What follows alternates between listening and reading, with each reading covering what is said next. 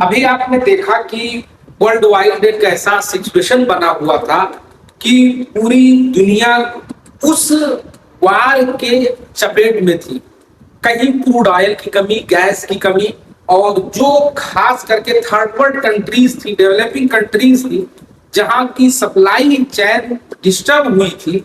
और वो एक स्ट्रेटेजिक पॉइंट, स्ट्रेट ऑफ हुर्मुज, जो एक न्यूज में बना हुआ था, वो जब दोनों के बीच में, ईरान, इजराइल और अमेरिका के बीच में जब शांति समझौता हुआ, उसके बाद में अब ईरान फ्यूनरल फंक्शन होगा अयातुल्ला अली खामनेई। यहां आपने देखा होगा कि इंडियन सिनेरियो में अगर समझे तो इंडिया के कुछ अपोजिशन लीडर ने यह कहा कि इंडिया के प्राइम मिनिस्टर को, पीएम को उस फ्यूनरल फंक्शन में पहुंचना चाहिए, ताकि एक इंडिकेशन जाए, एक मैसेज डिलीवर हो कि जो इंडियन प्राइम मिनिस्टर के इजराइल विजिट के जस्ट बाद में अटैक हुआ था, तो उससे इंडियन फॉरेन अफेयर्स में कुछ ना कुछ इंपैक्ट पड़ा था। जैसे स्टेट ऑफ हुर्मुज को लेकर के कई सारी न्यूज निकल करके आई। तो अभी ये तय हुआ कि बिहार के जो गवर्नर है, बिहार के गवर्नर जो है हसनैन जी, वो जाएंगे, और स्टेट मिनिस्टर मेघालिका वो जाएंगी। मतलब कि जो यूनियन स्टेट मिनिस्टर है मेघालिका और हसनैन जी का एक डेलीगेशन, वो खामेनेई जी के फ्यूनरल में इंडिया को रिप्रेजेंट करेंगे। यहाँ अगर वर्ल्ड अफेयर को समझे और पूरी चीजों को और आकलन के रूप में देखा जाए, समझा जाए, तो लोगों के दिमाग में ये चल रहा है कि आखिर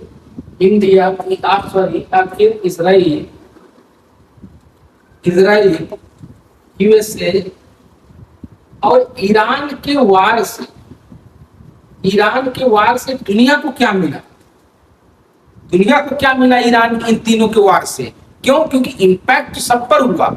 और ये भी कहा जाता है कि एक स्ट्रेटेजिक लोकेशन ईरान के लिए बहुत ज्यादा प्लस पॉइंट में रहा। क्यों? क्योंकि आप देखेंगे स्ट्रेट ऑफ हुर्मुज देखेंगे तो एक तरफ ओमान है और एक तरफ ईरान है, और स्ट्रेट ऑफ हुर्मुज पे ज्यादातर जो स्ट्रेटेजिक फायदा है वो ईरान को रहा है। तो इस ब्लॉकेज की वजह से पूरी दुनिया के ऊपर प्रेशर था। दुनिया के अलग अलग जगहों पर क्रूड ऑयल का रेट बढ़ा, गैस का रेट बढ़ा, उससे सारे लोग चपेट में थे।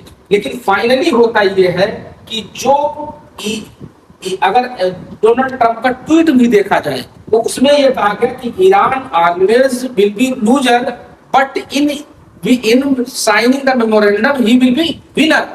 समझ रहे हैं कि जब शांति समझौता होता है, जब बार्गेनिंग पावर की बात आती है, बार्गेन की बात आती है, तो ईरान कहीं ना कहीं उसमें प्लस हो जाता है। तो बेसिकली ये सारा होल सिनेरियो आपके बीच में है। इंडिया के जो डेलीगेशन में होंगे वो बिहार के गवर्नर हसनैन जी और मेघालिका यूनियन स्टेट मिनिस्टर होंगे। तो ये पूरा होल सिनेरियो है। पोजीशन लीडर्स का कुछ कहना ये था कि इस फ्यूनरल फंक्शन में इंडिया के प्राइम मिनिस्टर को पहुंचना चाहिए। बहरहाल दुनिया जब शांति की तरफ बढ़ती है तो दुनिया के हर नागरिक को उसका फायदा मिलता है। हमेशा वार जो होता है वो कुछ लोगों की जान तो ले लेता है, लेकिन वो किसी का पेट भरता है।